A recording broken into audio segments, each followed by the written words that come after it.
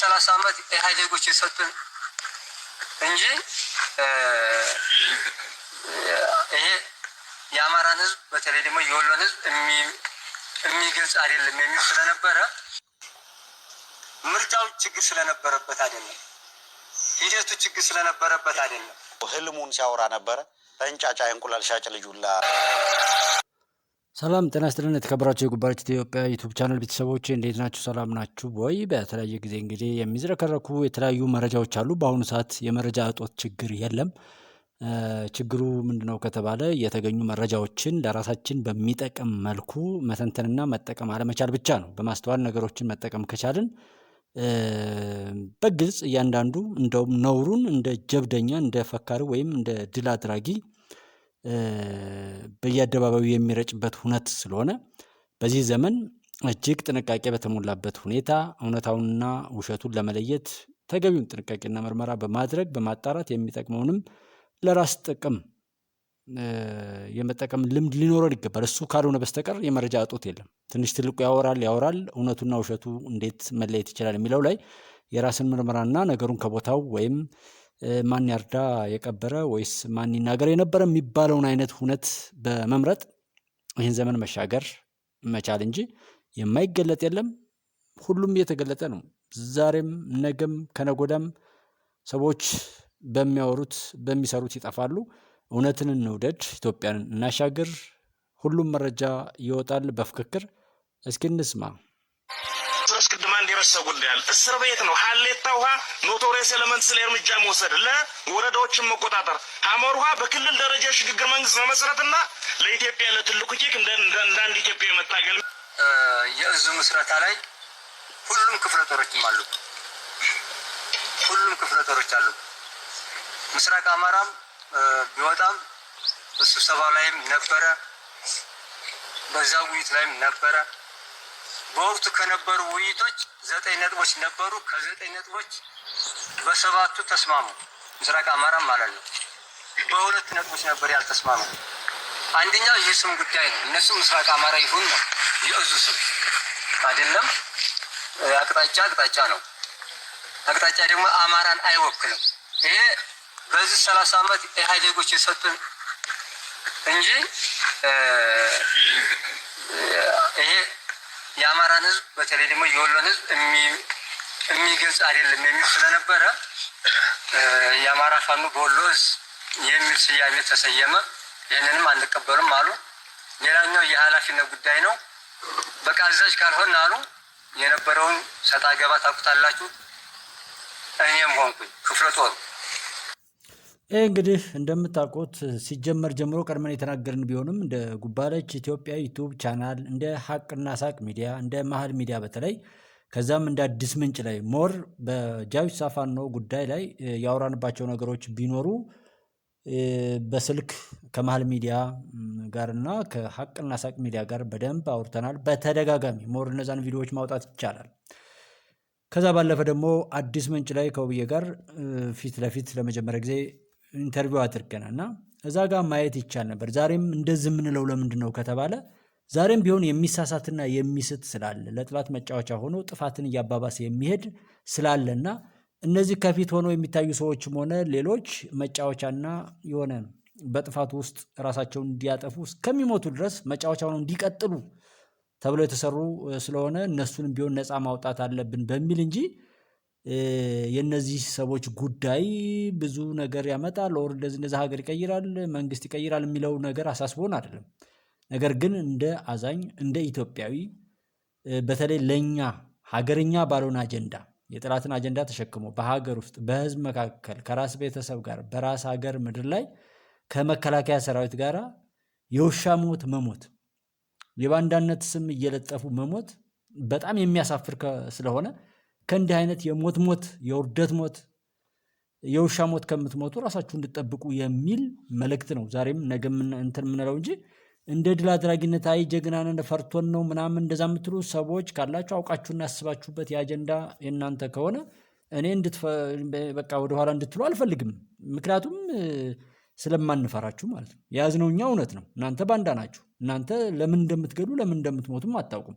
የምትሰሩት ነገር በሙሉ ባለቤትና ኃላፊነት ሊወስድ የሚችል ነገርም የለውም። ሰው እሱ አያሳስብና እዚህ ላይ የምታዩት ምንድነው ሽኩቻው የእኛ ስም ይሁን እንደዚህ እኔ ኃላፊ ልሁን ምናምን። ለምን እነዚህ ሰዎች የተሰሩት ያንን ህዝብ እያዋረዱ እነሱም እየጠፉ እያጠፉ እስከ መጨረሻው ህይወት ድረስ አማራ የሚባለውን ህዝብ በቤቱ ለማጥፋት ለማዋረድ ተብለው የተሰሩ ታፔላዎች ወይም ወጥ እንጨቶች፣ ወጥን የምናማስልበት እሳቱን የሚያማስሉባቸው ወጥ እንጨቶች እንጂ እነዚህ ሰዎች የሚጠቅሙ ሆነው አይደለም። ወይም እነዚህ ሰዎችን የሆነ ነገር ላይ ስኬት ላይ ይደርሳሉ ተብለው እንዳልሆነ ደጋግመን የተናገርነውን ማረጋገጥ ይቻላል። ለዛ ነው ሽኩቻው፣ ለዛ ነው ባለቤት አልባ፣ ለዛ ነው መሪህ አልባ፣ ለዛ ነው መርህ አልባ ሁነትን ተከትለው እንዲሄዱ የተደረገው። ያገኙትን ሁሉ እየተናከሱ እየተሳደቡ ሁሉን ጥላት አድርገው የተነሱ መጥፋትና መጠፋፋትን ብቻ ለማስፈጸም እንደሆነ መጫወቻ ነገር ተደርገው መሰራታቸውን ያረጋገጡልን ማለት ነው። ሰው አሁንም የሚነቃ ካለ እናንተ እዚህ ጋር ያላችሁ ሰዎች አጀንዳው የእናንተ አይደለም። የፖለቲካ ፓርቲዎችም ሌሎችም ኢትዮጵያን ለማጥፋት ሲሰሩ የነበራችሁ ሰዎች በሙሉ ነፃ አይደላችሁም። ነፃ እስካልሆናችሁ ድረስ ነፃ አትወጡም። እንኳን ሌላ ሰው ነፃ ልታወጡ ትዋረዳላችሁ፣ ታዋርዳላችሁ፣ ታጠፋላችሁ፣ ትጠፋላችሁ። አለቀ። ይሄ ብቻ ነው የሚሆነው። ከምትጠፉ ከምታጠፉና እስከዛሬ ድረስ የሰራችሁት ነውር ስለሚበቃችሁ ይበቃችኋል። አቁሙና አቋምና ዓላማ ካላችሁ ነፃ ውጡ። ያንን አቋምና ዓላማችሁን ጥያቄያችሁንም ወደፊት አስቀጥሉ። በዛ ሁሉም ተባባሪ ነው። አንድ ቦታ ላይም በጎ ነገርን ድርድርን እንደዚህ የማትቀበሉ መግደልና መገዳደልን ጥፋትን ብቻ እንዳማራጭ አድርጋችሁ የምትሄዱ ከሆናችሁ አይሹር እርግጠኛ ነኝ እናንተ የጥፋት ሰዎች ናችሁ፣ መጫወቻ ናችሁ። እስከምትሞቱ ድረስ ለመግደል የመጣችሁ የጠላት አሽንጉሊቶች፣ ቁሶች እንጂ ሰዎች አይደላችሁም። ማሸነፍ ከፈለጋችሁ በቴክኖሎጂው፣ በእውቀቱ፣ በአመራሩ፣ በትጥቁ፣ በሰላም ድርድሩ፣ በዲፕሎማሲው፣ በሁሉም ነው ማሸነፍ የምትችሉት። ግን ቆመ ጠብቀኝ ይዞ ቆሞ መቅረት እዛው ቆሞ ያስቀራል።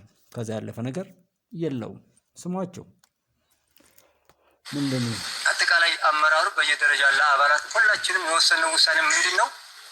ጥሩ ኃላፊነት ከሆነ ኃላፊነትን ውሰዱ። እኔ ምክትል በመሆኔ የሚቀንስብኝ ነገር የለም። የፈጣሪ ግፊት፣ የፈጣሪ ጫና፣ የፈጣሪ ዝቅ ማድረግ ሰውን የሚጎዳ እንጂ የሰው ዝቅታ ወይም ለህዝብ ብለህ ራስህ ዝቅ ማድረግ በምንም ተአምር አይጎዳም። እኔ በዚህ ነው የማምነው። ዝሮ ዝሮ እዙ እንደምታውቁት እዙ ጀንጎላ ላይ ተመሰረተ። አብረን እስከምንሄድበት ድረስ ሄድ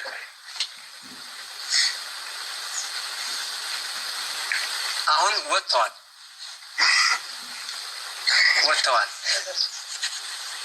በግልጽ መነጋገር ስላለብን ማወቅ ስላለብን አሁን ለምን ወጡ? ምክንያቱም የሚያውቁት ራሳቸው ናቸው። በእኛ በኩል ግን ግፊት የለም፣ ጫና የለም። በአንድ ላይ ለመቀጠል በአንድ ላይ ለመስራት እና ለማሰራት ምክንያት የሚሆን መጥፎ ነገርም እንደ ክፍለ ጦርም እንደ ሌሎችም እዞችም ማነው እንደ ሌሎች ክፍለ ጦሮችም የተደረገ ነገር የለም። በራሳቸው የገቡ በራሳቸው ወጡ። ይሄ ለምን ወጡ እንዳልኩት ራሳቸው ናቸው የሚመልሱ። አሁን ምክንያቱም ምንድነው የአማራው አንድነት በተቋቋመበት ወቅት የአማራ ህዝብ ሁላችንም እናውቀዋለን። ግፉን፣ መከራውን፣ ስቃዩ በዚህ 30-40 ዓመት ይሄ ህዝብ እንዴት መሪ የለውም፣ ድርጅት የለውም። አሁን ሁሉም የጎንደር፣ የጎጃም፣ የሸዋ፣ የወሎ ሁሉም እዞች አመራሮች በተሰበሰቡበት ወቅት እንደ አማራ ሊያታግል የሚችል ድርጅት ተመስርቷል። ይሄም የአማራ ፋኖ ህዝባዊ ድርጅት የሚል ማለት ነው። ድርጅት ስያሜ መሰየም ብቻ ግብ አይደለም። መቼ ነው የተመሰረተው? መሪ ያስፈልገዋል። ያንን የሚያስፈጽም ሰው ያስፈልጋል። አደረጃጀት ያስፈልጋል። የመሪ ምርጫ ነበር። ለዚህም ሰነድ ተዘጋጀ፣ የቃል ኪዳን ሰነድ። በዛ ቃል ኪዳን ሰነድ የሚጨመረው ማነው? አዘጋጅ ኮሚቴ ተዘጋጅቶ እነዛ አዘጋጅ ኮሚቴዎችም ሰነዱን አዘጋጁ፣ ለመሪዎች ቀረበ። መሪዎችም የሚጨምሩትን ጨምረው የሚቀንሰው ተቀንሶ ሁሉም ከጎንደር ሻለቃ ሀብቴ እነ ኮሎኔል ታደሰ፣ ጎጃም እነ አርበኛ ዘመነ እነ አርበኛ ዝናቡ። ማነህ ሰገጤው? አንተን የአማራ ወኪል ያደረገ ማን ነው? አንተ ራስን መወከል ትችላለህ ወይ? አንተ ራስን ነፃ ማውጣት ትችላለህ ወይ? እኔ በጣም የሚያናድደኝ ነገር ቢኖር አማራ ወከለኝ እንደዚህ። አንተ እናት አባትን ትወክላለህ ወይ? አንተ ሰው መሆኑን ትወክላለህ ወይ? አንተ በየትኛውም ቦታ ላይ ወይም አንቺ እዚህ ቦታ ላይ ያላችሁ ሰዎች የትኛውም በጽንፍ ላይ ያላችሁ ሁሉም ኢትዮጵያ ውስጥ ያላችሁ ልንገራችሁ፣ ራሳችሁን መወከል ያቃታችሁ በየሄዳችሁበት ኪሳራና ውድቀት የተመላችሁ ጎደሎዎች ናችሁ እንጂ በብሔርተኝነት ስም የምትነግዱ ሸቃላዮች የትኛው ቦታ ላይ እናንተን ደግሞ ሰው የሚወክላችሁ? መጀመሪያ ለሚስትህ ታመን፣ ለልጆች ታመን፣ ለእናት ለአባትህ ታመን። መጀመሪያ ለአንተ ዋጋ ለከፈለ ሰው ታመን። ዋጋ የከፈለልን ሰው አትካድ። እናንተ ከሃዲዎች ናቸው። ከሃዲዎች፣ ባንዳዎች፣ ማንም እንትን ብሎ የሚጋልባችሁ ነውረኞች ናቸው። ማለት በዚህ ልክ በጣም ተደፋፈርን እኮ። ማን ወከለህ? ማን ወከላችሁ? የትኛውም በተለይ በሶስቱ ክልል ትግራይ፣ አማራ ክልል፣ ኦሮሚያ ክልል ያላችሁ ብሔርተኛ ጎጠኛዎች ማንም የሚጫወትባችሁ ቡሽቴዎች እንጂ ወኪሎች አይደላችሁ። እናንተ እራሳችሁን እንኳን መወከል አቅቷችሁ እኮ ባንዳ እኮ ናችሁ። በእናንተ ጭንቅላት ላይ በእናንተ ማንኛውም ነገር ላይ የሚያዝዘውም ሌላ አካል ነው። በዚህ ልክ ራሳችሁን በባርነት አሳልፋችሁ የሸጣችሁ እቃዎች እንዴት ብትንቁን ነው በሰው ልጅ ስም እናንተ ወኪልነን ብላችሁ ደንፍታችሁ የምትመጡ? ነውረኞች ናችሁ። መድኃኔዓለም ይፍረድባችሁ እንጂ ቆሻሾች። ሻለቃ መከታው እዚህ ወሎ እኔና ምሬ ይሄ ሆነ። እስክንድር ነጋም ነበረ። ስለዚህ ውይይቱ ተካሄደ። ይሄ ሰነድ ጸደቀ። ሁላችንም ይገዛናል ብለን ፊርማችንንም ያው በቃላችን ተቀመጠ። ይሄም የተቀረጸው አለ፣ ሪከርድ አለ። ከዛ በኋላ ወደ መሪዎች ምርጫ መጣ።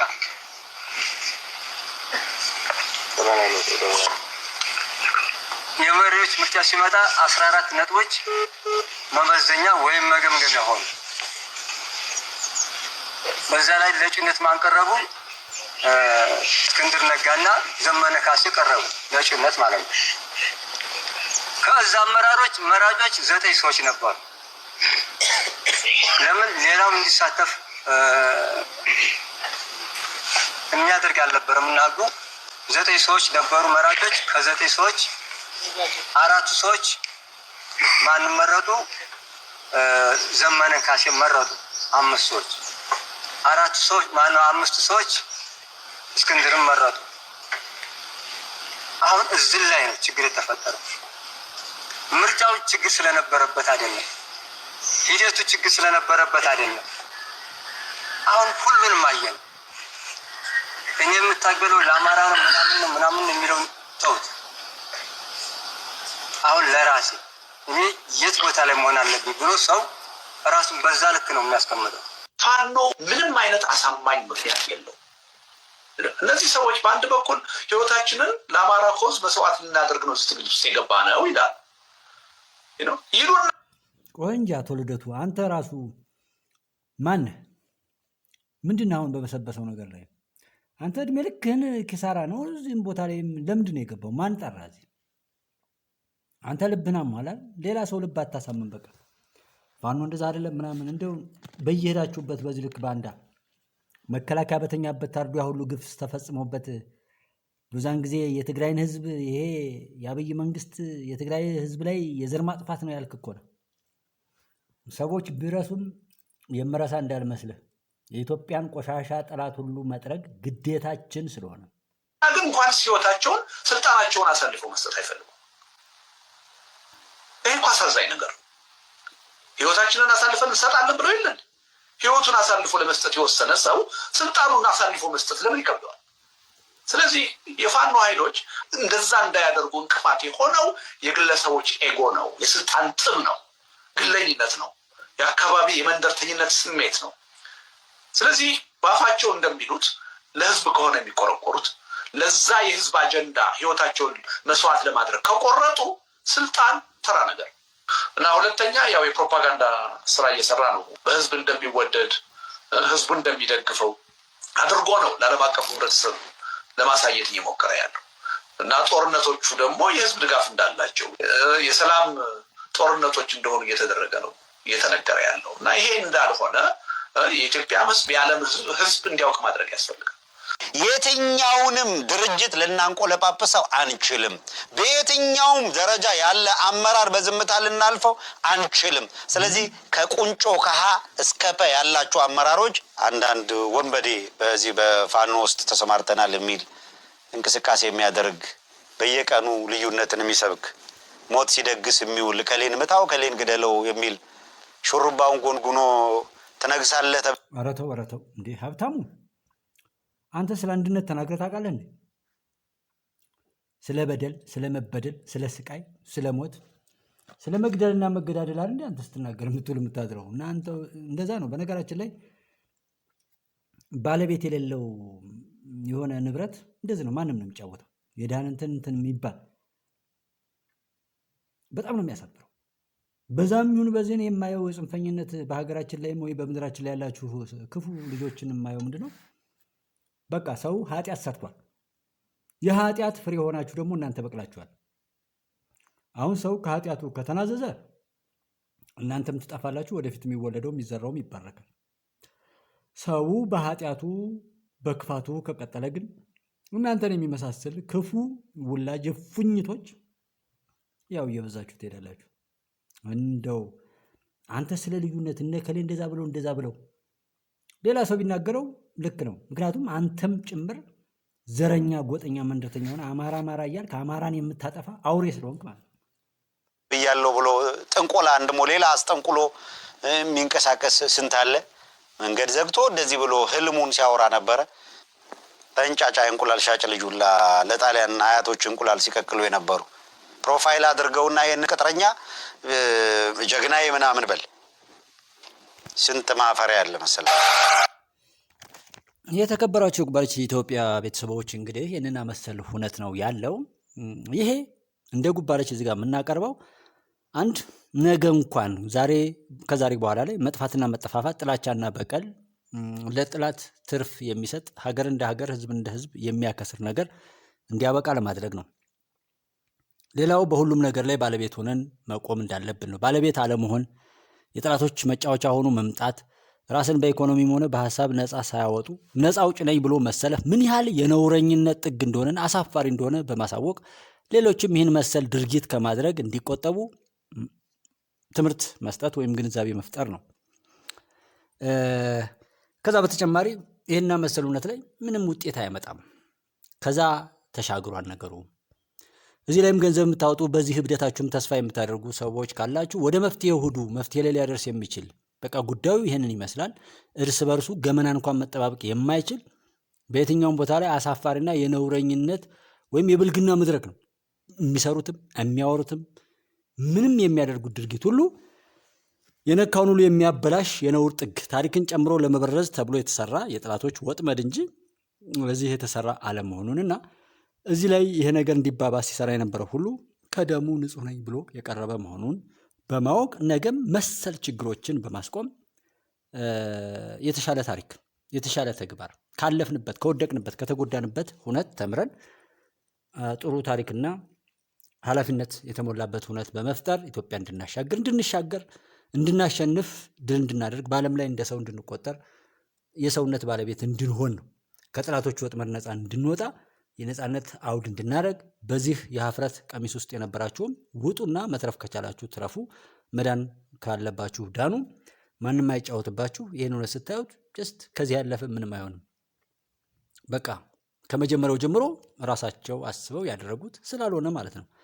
እና አሁንም አትሙቱ፣ አትግደሉ ነው። ብትሞቱም ብትገሉም ማፈሪያዎች ናችሁ፣ ወራዶች ናችሁ፣ ጠፋላችሁ፣ ታጠፋላችሁ። ላይ ከዛ ያለፈ ምንም ነገር አይኖራችሁም። ሰው ገሎ ባለስልጣን የሚሆን ሰው የለም። ጥላቻን ሰብኮ ኢትዮጵያ ውስጥ ህይወቱ የሚቀጥል ሰው የለም።